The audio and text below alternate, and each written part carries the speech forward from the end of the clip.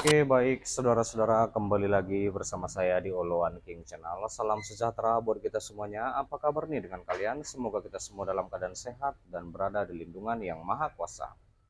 Di video kali ini, saudara-saudara, di sini kita dapat kembali menyaksikan pernyataan dari beberapa netizen yang saya kutip dari akun TikTok ya. Oke, langsung saja kita saksikan pernyataannya. Aduh, Jokowi, Jokowi. Kenapa lo nggak nyerah aja kok ya? Ya, yang kau kiranya gampang nanti memenangkan ini di persidangan? Ya, bakal saya kuliti. JPU, polisi, ahli, bahkan Anda sendiri, saya kuliti. Ya, kita model logika ini. Ini masih tentang Ya, bukan main-main ini. Anda boleh model apa? ijazah. Model jaringan Anda di kepolisian, di Setio Sigit Prabowo, ya, Kapolri yang Anda angkat. Sampai sekarang Prabowo nggak berani ganti dia. Bingung kita. Prabowo Subianto ini mati demi rakyat. Saya siap mati demi rakyat. Apalagi mengganti Listio Wedang berani. Dok jaksa agung, dok menteri-menteri nih. Iya bak. Tinggal ganti gitu selesai. Ganti pemerintahan, ganti semua menteri. Jaksa agung, Kapolri. Supaya ada new chapter. Ada harapan baru bagi rakyat. Ini masih nongol aja muka-mukanya menteri-menteri Kapolri, jaksa agung yang diangkat oleh Jokowi. Yang siapa nih Jokowi ini? Berarti kalau nggak ada intervensi Jokowi nggak menang ya Prabowo Subianto ini. Takut sekali sama Jokowi. Kacau. Ini presiden yang paling tertawakan dunia ini. Masa legasinya orang-orang Jokowi masih ada di situ. Jadi orang-orang yang masih berpikiran bahwa ijazah yang dipegang Jokowi itu asli, ya, coba lah kalian ya. Nggak ada orang yang pegang ijazah asli itu malu-malu begini, takut. Ya, kebohongan itu hanya bisa hidup di dalam kegelapan. Kebenaran siap diuji dalam terang.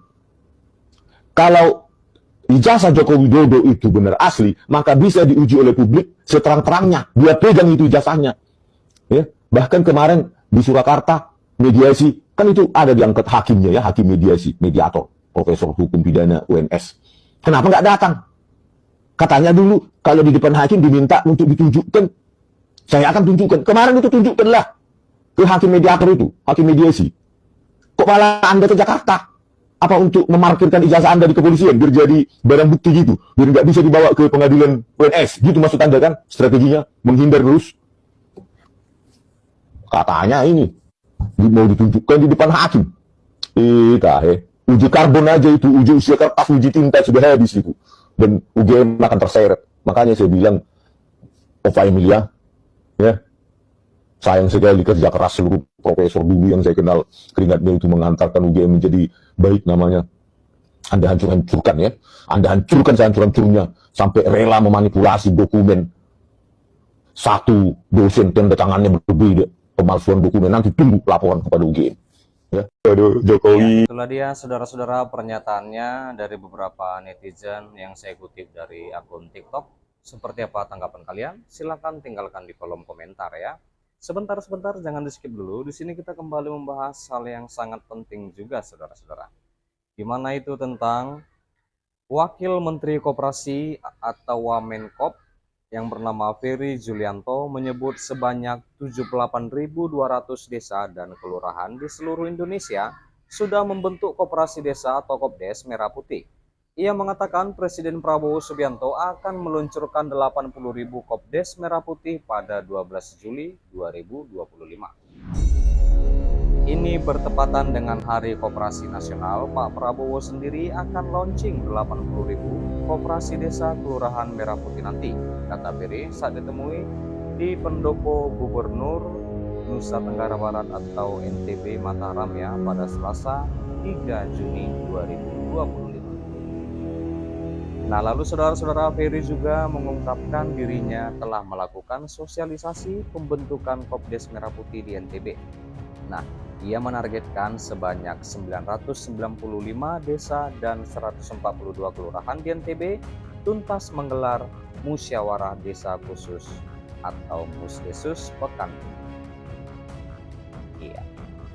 Dan beliau mengatakan, kami hari ini sudah melakukan sosialisasi dengan Forkopimda di NTB. Hasil perkembangan pembentukan koperasi desa Merah Putih di NTB sudah mencapai angka 99%. Kata politikus Partai Gerindra tersebut, saudara-saudara. Lalu menurut Ferry juga Gubernur NTB yang bernama Muhammad Iqbal juga akan melibatkan sejumlah kampus ya, itu untuk berkolaborasi memberi pelatihan kepada seluruh pengurus Kopdes Merah Putih di NTB, dan ia berharap pelatihan itu dapat meningkatkan pemahaman seluruh pengurus koperasi sebelum beroperasi.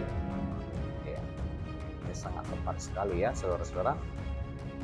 Pak Gub tadi meminta agar bekerja sama dengan kampus untuk memberikan pelatihan pendampingan ke pengurus terkait pengolahan Kopdes Merah Putih ini.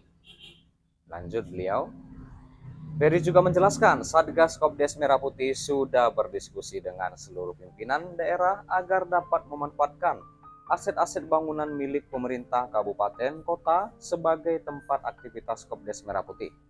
Kami minta nanti aset-aset daerah yang belum dimanfaatkan bisa dipakai menjadi tempat beraktivitas oleh koperasi ini.